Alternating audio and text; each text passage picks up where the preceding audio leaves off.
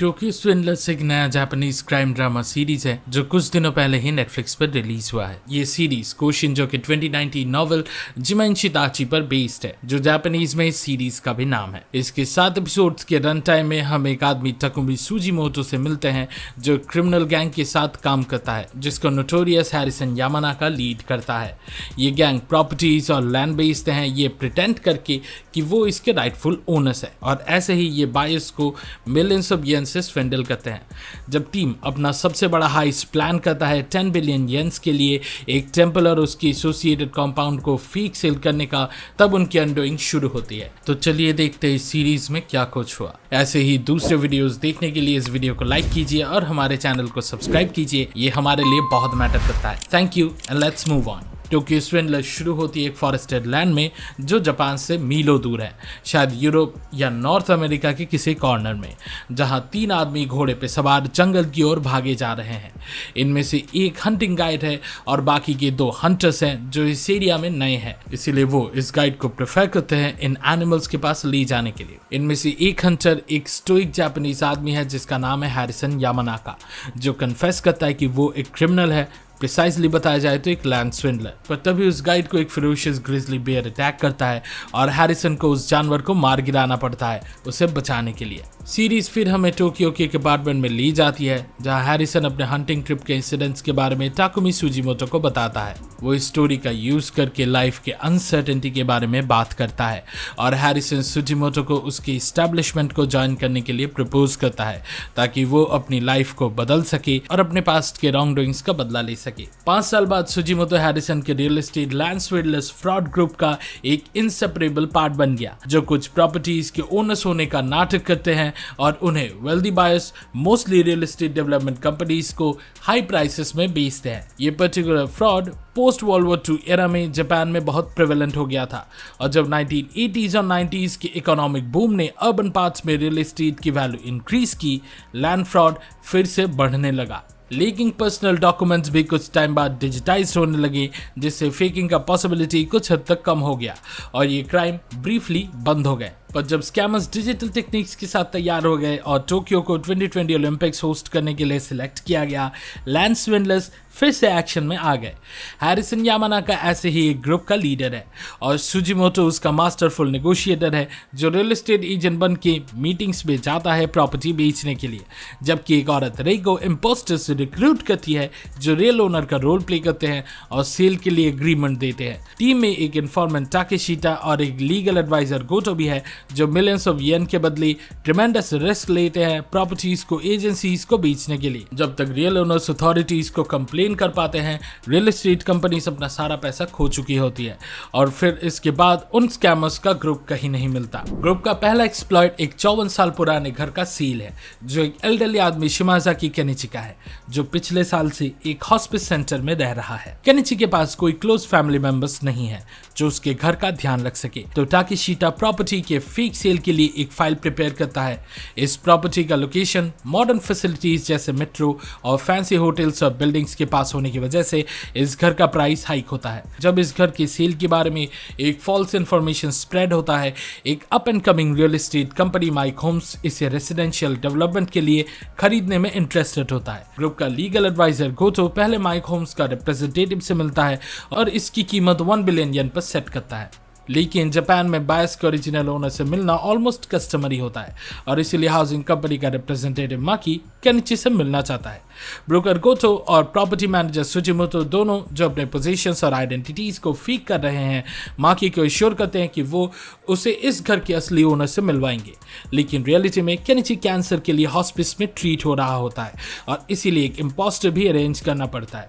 ये रेको का स्पेशलिटी है जो बहुत से डेस्परेट लोगों के प्रोफाइल्स को देखकर सेलर को इम्पर्सनेट करने के लिए फिजिकल रिजेंबलेंस वाले एक आदमी को चूज करती है और उन्हें पैसे के बदले नाटक करने को कहा जाता है। इस केस में ताकेयो सासाकी नाम की एक आदमी को केनिची का इम्पर्सनेटर बनाया जाता है उस मीटिंग के लिए और टेक्नोलॉजीज की मदद से वो ये डील डन कर लेते हैं। इस तरह लैंड स्विंडलर्स का ग्रुप सक्सेसफुली एक और रियल एस्टेट एजेंट को अपना विक्टिम बना लेती है। लोगों की जिंदगियों को तबाह करके भी लीडर हैरिसन एक्चुअली इस क्रिमिनल एक्ट को एंजॉय करता है और उसके लिए ये रिक्रिएशनल हंट्स जैसे होते हैं जहां उसके एक्शंस का सक्सेस उसकी ईगो और प्राइड को सेटिस्फाई करता है। Therefore, अब वो कुछ बड़ा करना चाहते हैं जो उन्हें बिलियंस ऑफ येन्स दिला सके और इसीलिए क्वांजी टेम्पल प्लॉट टारगेट होता है। इसके बाद की प्रॉपर्टी जो स्विंडलर्स टारगेट करते हैं वो एक पुराने बुद्धिस्ट टेम्पल क्वांजी को इंक्लूड करता है जो टेक्निकली आउट ऑफ बाउंड्स है क्योंकि ये एक ऑपरेशनल टेम्पल है इस शहर के बीचों बीच जिसे डिमोलिश नहीं किया जा सकता। लेकिन टेम्पल के पीछे एक लार्ज पार्किंग लॉट और एक अनयूज्ड बिल्डिंग एरिया है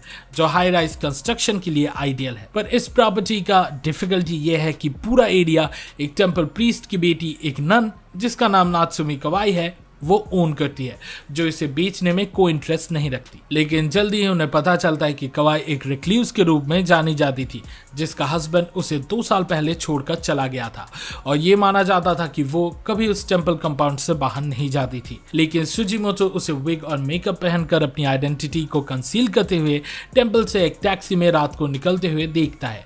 रियलिटी में कवाई ऑलमोस्ट हमेशा ही एक फैंसी होटल जाती थी जहां वो कुछ आदमियों के साथ इंटीमेट मोमेंट्स स्पेंड करती थी। उसने एक मेल होस्ट कायदे से प्यार भी कर लिया था और ये औरत एक्टिवली उसे वू करने की कोशिश कर रही थी एक रिलेशनशिप के लिए। इसी समय सेक्योर हाउसिंग कंपनी के रियल एस्टेट डेवलपमेंट डिवीजन के हेड आयागी अपने सुपीरियर्स के इमेंस प्रेशर का सामना करता है जब एक डील जो वो ओवरसी कर रहा था उसके हाथों से निकल जाता है। कंपनी के प्लान्स थे एक मल्टीपर्पज प्रॉपर्टी बनाने का लेकिन वो डील कंप्लीट नहीं हो पाई जिसके चलते कंपनी को भारी भरकम लॉस होता है। Therefore, आयागी को अब एक नए प्लॉट की तलाश थी जहां सिमिलर लार्ज स्केल कंस्ट्रक्शन हो सके और वो एक पुराने रियल एस्टेट इन्फॉर्मेंट हयाशी के पास लीड्स के लिए अप्रोच करता है।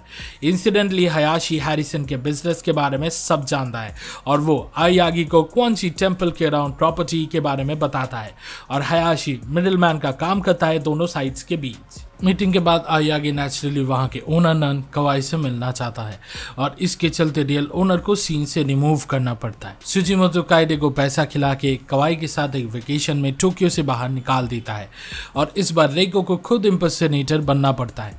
लेकिन जब इन्फॉर्मर टाकेशीटा हैरिसन के अगेंस्ट विंडिक्टिव हो जाता है तो डील हाथ से निकलता हुआ नजर आता है। टाकेशीटा कायदे को मार डालता है और कवाई को थ्रेटन करता है इमीडिएटली वो टोक्यो रिटर्न कर जाए और वो आयागी को भी एक लेटर भेजता है और इन्फॉर्म करता है कि लैंड डील फेक है। लेकिन क्योंकि जब लार्ज प्रॉपर्टीज खरीदी और बेची जाती है तब ऐसे रूमर्स काफी कॉमनली रेज्ड होते हैं। आयागी अल्टीमेटली उस चिट्ठी को इग्नोर करता है। रेको और सुजिमोटो के परफॉर्मेंसेस से कन्विंस्ड होने के बाद वो लोग सब कुछ वाइंड अप कर लेते हैं इससे पहले कि रियल कवाई टेम्पल पहुंच सके। टोक्यो स्विंडलर्स के एंडिंग में आयागी डील को ओवरसी करता है और नेचुरली अपने सुपीरियर्स के प्रेजेस गेन करता है बस सिर्फ एक ब्रीफ टाइम के लिए। फिर उन्हें इस डील की लीगल और फॉल्स नेचर के बारे में इन्फॉर्म किया जाता है जब कवाई अपने प्रॉपर्टी में कंस्ट्रक्शन वर्क को ऑब्जेक्ट करती है और सच सबको रिवील होता है। आयागी इस सिचुएशन से डील नहीं कर पाता और जब वो स्कैम होने के क्रशिंग थॉट से ऑक्यूपाइड होता है तो रोड क्रॉस करते हुए वो एक ट्रक के आगे आके मर जाता है। हैरिसन टोक्यो स्विंडलर्स में सेंट्रल कैरेक्टर्स में से एक होता है और उसके आउटराइट इविल वेज भी फुल्ली डिस्प्ले पे होते हैं। जब police detective Shimomura land swindling cases को इन्वेस्टिगेट करता है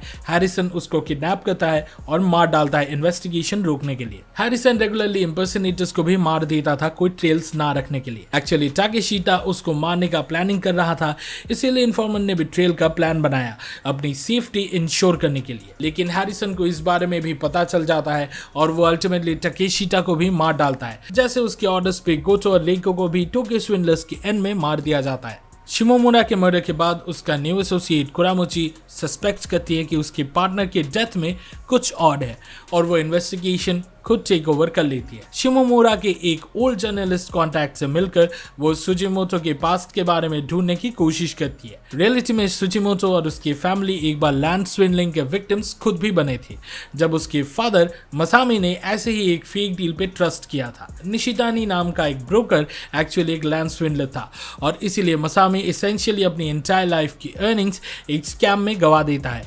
उसकी फैमिली ये फाइनेंशियल लॉस बेयर नहीं कर पा रहे थे और वो इवेंचुअली अपना सैनिटी भी खो देता है। एक रात जब सुजिमोटो काम से बाहर होता है मसामी अपने घर को आग लगा देता है और उसकी वाइफ, डॉटर इन लॉ और ग्रैंड चाइल्ड को मार देता है।